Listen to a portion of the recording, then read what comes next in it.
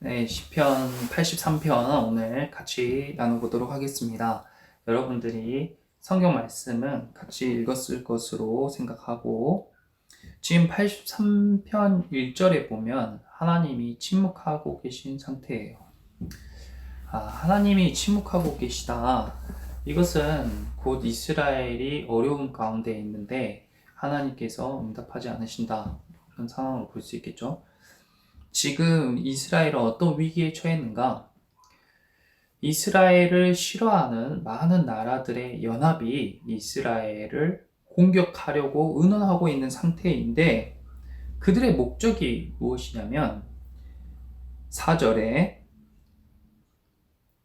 말하기를 가서 그들을 멸하여 다시 나라가 되지 못하게 하여 이스라엘의 이름으로 다시는 기억되지 못하게 하자. 그러니까 이 나라들은 이스라엘이 다시 나라가 되지 못하게 하고 또 다시는 기억되지 못하게 해버리자. 완전히 그냥 이 세상에서 역사에서 지워버리자. 왜 이 나라들이 한두 나라도 아니고 이스라엘을 제외한 모든 주변국들이 이렇게 이스라엘을 없애고 싶어 하는 것일까요? 그 이유는 이스라엘은 원래 이 땅의 주인이 아니었죠.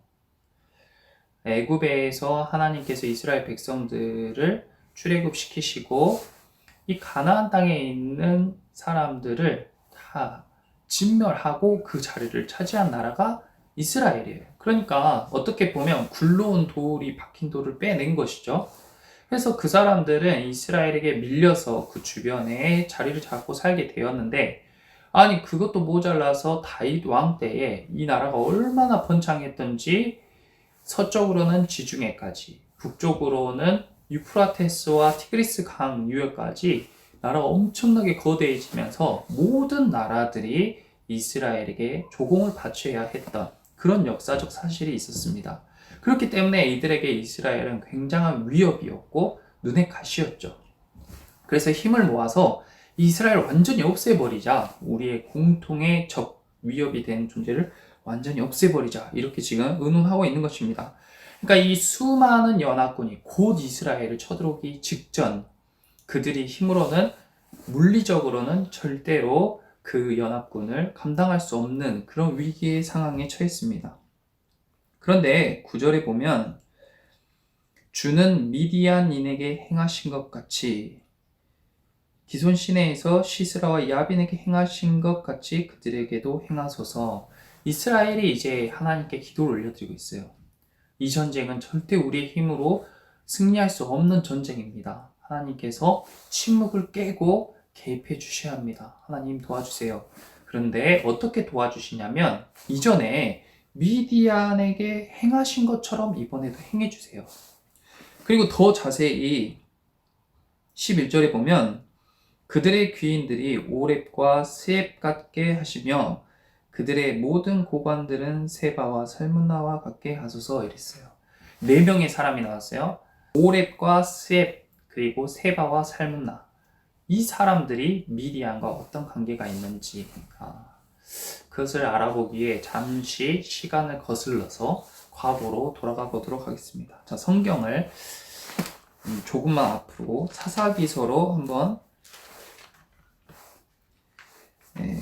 사사기서 6장을 한번 펴보겠습니다. 하나님께서 미디안에게 어떻게 행하셨는지, 그리고 그 오렙과 스앱 그리고 세바와 살문나에게 어떤 일을 행하셨는지 우리가 함께 봐볼게요. 6장 1절에서 6절을 살펴보면 사사 시대죠.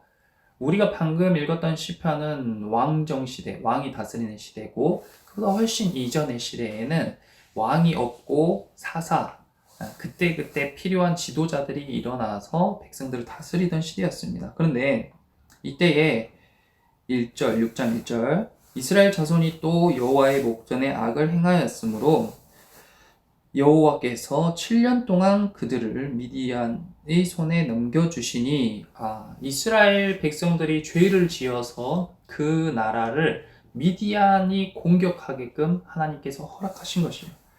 이것이 바로 하나님의 침묵이죠. 하나님이 이 미디안이 공격하는 것 허락하신 것입니다.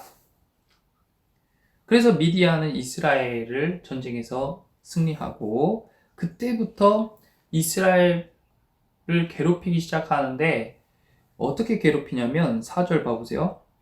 진을 치고 가사에 이르도록 토지 소산을 멸하고 이스라엘 가운데 먹을 것을 남겨두지 아니하며 양이나 소나 나귀도 남기지 아니하니. 자, 농사 짓는 밭과 논을 완전히 황폐하게 만들어버리고 그들이 기르던 소와 양과 같은 가축들까지 모조리 다 죽여버리는 것입니다.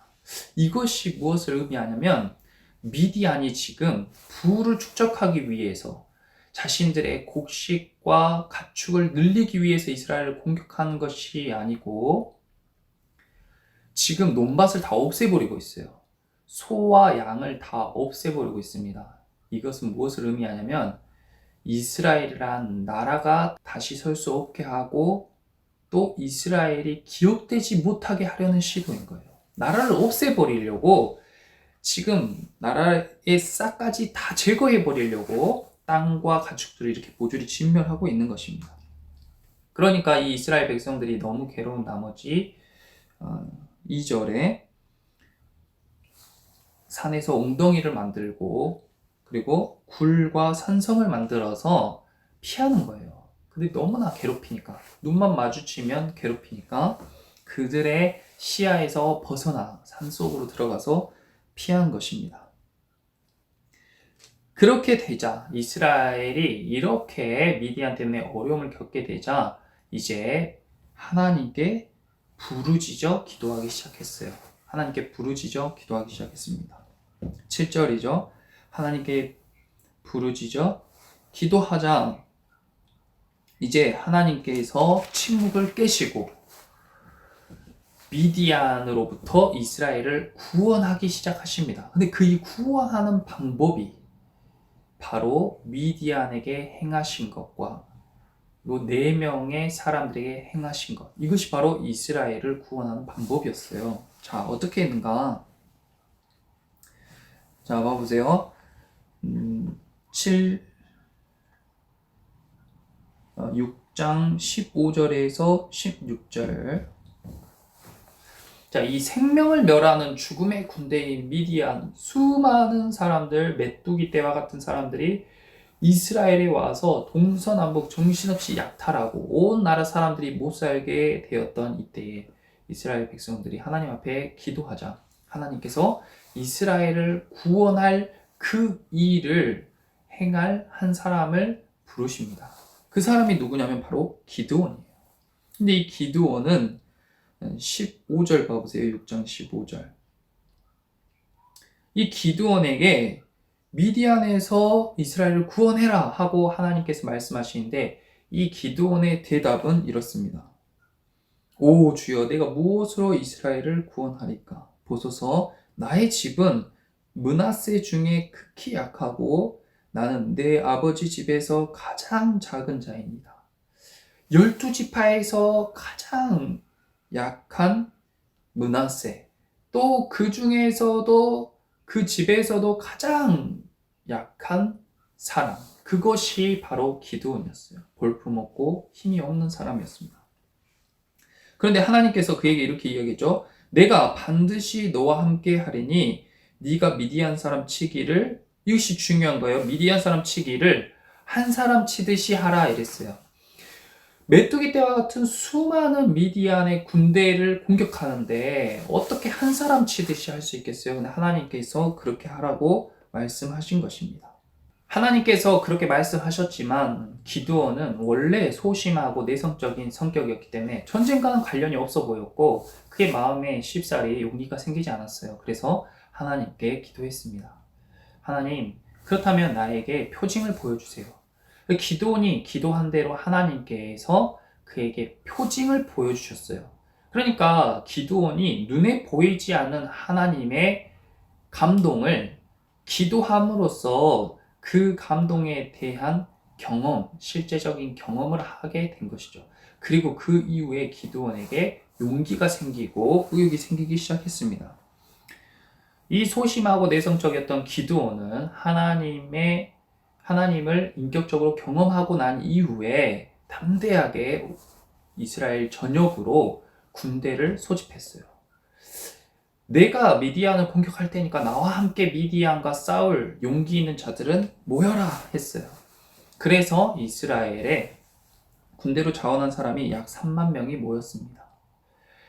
메뚜기 떼와 같은 미디안 군대를 상대하기에는 적어 보이지만 그래도 사기가 충천하고 정말 일당백으로 싸울 각오가 돼 있는 사람들이었기 때문에 어쩌면 전쟁에서 승리할지도 모른다는 그런 기대감이 생겼을 것 같아요. 그런데 이때에 7장 봐보세요. 하나님께서 갑자기 이 전쟁을 위해 모여든 이 이스라엘 백성들을 보고 너무 숫자가 많다는 거예요. 너무 숫자가 많다. 아니, 이 미디안의 연합군에 비하면 턱없이 모자란 숫자인데 하나님께서 너무 숫자가 많다. 이것은 그 군대가 미디안 군대를 이길 수도 있다라는 가능성, 그 가능성을 이스라엘 백성들이 갖고 있었기 때문에 만약에 하나님께서 전쟁을 승리하게 해주셨을 때에 그것이 하나님이 하신 것이 아니라 스스로 2절 마지막 봐보세요. 나를 거슬러 자랑하기를 내 손이 나를 구원하였다 할까 함이라. 하나님의 방법은 그리고 진정한 구원은 절대 우리가 스스로 이룰 수가 없는 것입니다. 온전히 하나님을 의지해야지만이 가능한 것이고 우리는 늘 그런 구원을 삶 가운데 경험하고 있는데 그 약간의 가능성 때문에 이것이 마치 우연 또는 나의 자력으로 된 것으로 착각하게 된다는 것이죠. 그래서 하나님은 군대를 돌려보내라고 명령하셨습니다. 기드온은 아쉬웠지만 하나님의 명령에 순종하였고 많은 사람을 다시 집으로 돌려보냈습니다. 그리고 남은 사람이 딱 300명. 이제 이 300명으로 미디안의 수많은 군대를 상대하기란 정말 계란으로 바위치기일 것 같은 싸움이 절대로 될 수 없을 것 같은 그런 상황이었는데 하나님이 이때부터 이제 일하시기 시작한 거예요. 자, 어떻게 일하셨습니까? 먼저 기드온에게 이런 감동을 주셨어요. 16절, 7장 16절에서 18절 봐보세요. 하나님이 기드온에게 전략을 주시는데 놀라운 전략을 주시는 거예요. 우리는 이 이야기를 처음 듣는 사람도 있겠지만 대부분 익히 들어왔기 때문에 그런가 보다 할 수 있지만 우리가 이 시대 사람들의 생각과 문화에 공감할 수 있어야 됩니다. 지금 시대와 같은 때가 아니고 과거에 우리는 수많은 역사를 통해서 많은 방법과 지혜가 쌓여 있지만 이때 당시에는 그런 것들이 없었단 말이에요. 그냥 이쪽 사람과 이쪽 사람이 딱 정면으로 치고받고 싸우고 머릿수가 많은 사람이 절대적으로 유리한 그런 전쟁의 모양을 할 때였어요. 로마 시대 때까지만 해도 방패를 들고 사람들이 일렬로 서서 앞줄이 죽으면 그 다음 줄이 나오고 앞줄이 죽으면 그 다음 줄이 나오고 이런 전쟁을 했단 말이에요.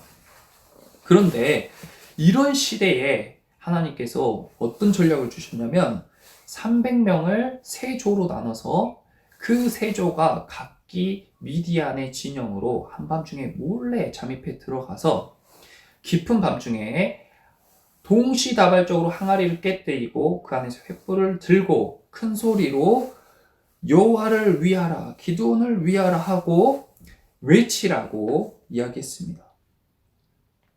어떻게 보면 참 무모한 것 같고 엉뚱한 전략인데 기드온은 하나님께 순종했어요. 그래서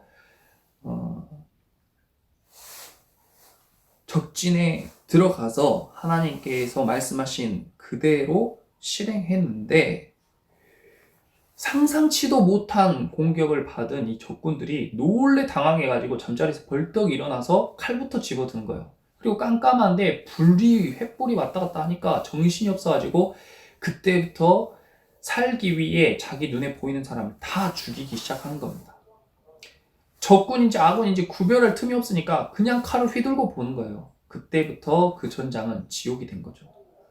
수많은 사람들이 서로 치고받고 싸우고 친구끼리 칼로 치게 하셨다라고 성경에 기록된 것처럼 수많은 사람들이 서로 싸우다가 그곳은 완전 피바다가 됐을 것이고 아비규환이 됐을 것입니다.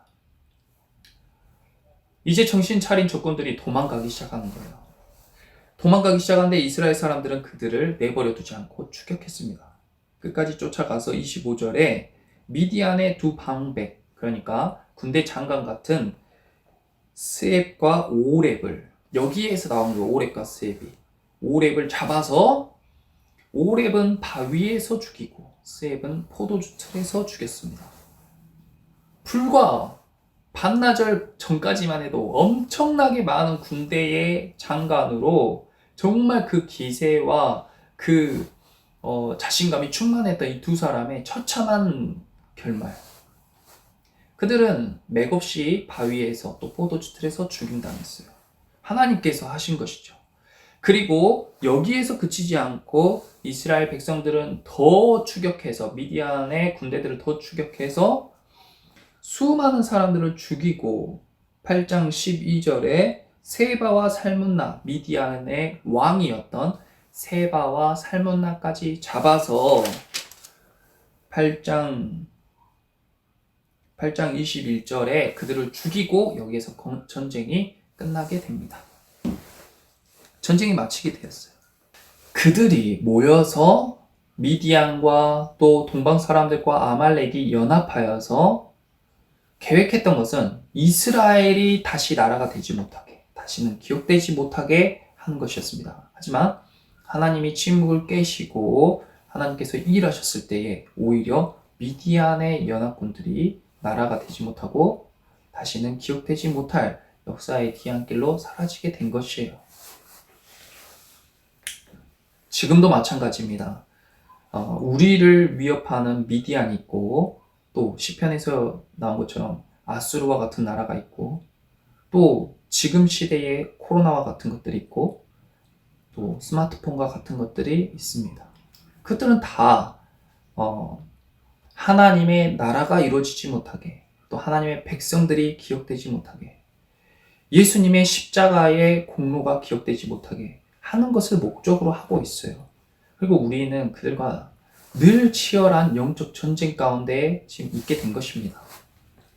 그렇다면 이스라엘을 위협하는, 그리고 우리 하나님의 백성들을 위협하는 이 사람들이 그러한 어둠의 세력, 악의 세력으로부터의 위협에 하나님께 어떻게 기도해야 되는가, 그리고 하나님이 침묵을 깨시기 위해 기도해야 되는데 하나님이 침묵을 깨시는 목적은 무엇인가? 그래서 알아야겠죠. 그래야 우리가 바르게 기도를 할 수 있잖아요. 근데 그 목적이 바로 오늘 본문 시편 83편 마지막 절에 나와 있습니다. 자, 18절 함께 읽어보겠습니다. 여호와라 이름하신 주만 온 세계의 지존자로 알게 하소서. 아멘. 이것이에요. 하나님이 왜 우리의 대적들을 치시는가? 왜 그들을 멸하시는가? 그리고 왜 그들로부터 우리를 구원하시는가? 그 목적은 바로 하나님의 이름이 온 세계의 지존자로 널리 퍼지게 알게 하시기 위함입니다. 주기도문에도 같은 기도의 제목이 있죠. 이것은 하나님이 마치 내 이름이 최고야, 내 이름이 다 알려져야 돼, 이것이 아닙니다. 이렇게 하기 위해서 하나님이 자신의 이름을 널리 퍼뜨리려고 하시는 게 아니에요. 자신의 이름이 높아지려고 하시는 게 아니에요. 하나님의 이름은 영광스럽고 거룩하시고 이 세계에 충만하고 그 누구보다 높고 깊고 넓은 분이에요. 그렇다면 어째서 하나님은 그의 이름이 온 세계의 지존자로 알게 하시려는 것일까? 그 이유는 바로 하나님의 이름을 알고 부르는 자들에게 구원이 있기 때문입니다. 그러므로 이것은 하나님을 위한 것이 아니고 이 땅 가운데 있는 모든 영혼들을 위해서 하나님이 자신의 이름을 널리 알리시고자 하시는 것이에요. 그렇기 때문에 이 악한 자들과 하나님의 행동은 정반대됩니다. 악한 자들은 우리를 죽이고 영혼들을 갈취하고 빼앗는 데 주력하죠. 그리고 우리를 통해서 하나님의 나라가 형성되는 것, 확장되는 것을 매우 싫어합니다. 그래서 83편 봐보세요. 4절에 그들은 못하게 하고 못하게 하는 데에 주력합니다. 악의 세력은, 어둠의 세력은 우리를 늘 못하게 하고 못하게 하는 데 주력해요. 우리가 무엇인가 하기가 싫고 하고 싶지가 않고 할 의욕이 생기지 않고 이런 것들은 어둠의 세력이 우리를 주장한 것입니다. 그렇다면 하나님은 어떠신가요? 9절에 행하신 것 같이 그들에게도 행하소서. 하나님은 행하시는 하나님이십니다. 11절에 오랫과 쇠 같게 하시며 또 세바와 살문나 같게 하소서. 하나님은 하시며 하시는 분입니다. 13절에도 하시며 하소서. 15절에도 그들을 쫓으시며 하소서. 16절에서 17절, 18절에도 하소서 하시며 하사 알게 하소서. 이렇게 하나님은 늘 하시는 분, 쉬지도 않고 졸지도 않으시면서 계속해서 성실하게 일하고 계세요. 저와 여러분들을 위해서 계속 일하십니다. 그러므로 이 성실하신 하나님을 의지하는 것만이 우리가 구원을 이룰 수 있는 방법이다.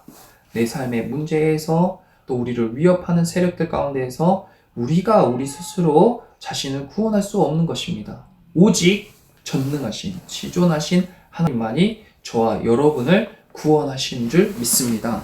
그래서 우리가 언제나 어디에서든지 이 성실하신 그리고 우리를 사랑하시는 하나님께 의지함으로 기도하고 하나님께서 침묵을 깨시고 우리 삶 가운데 역사하시기를 기대하며 기도하는 저와 여러분 되기를 예수님의 이름으로 기도합니다. 아멘. 말씀이 아니고 지금도 성령님께서 우리에게 하고자 하는 말씀을 전해주는 도구다. 네.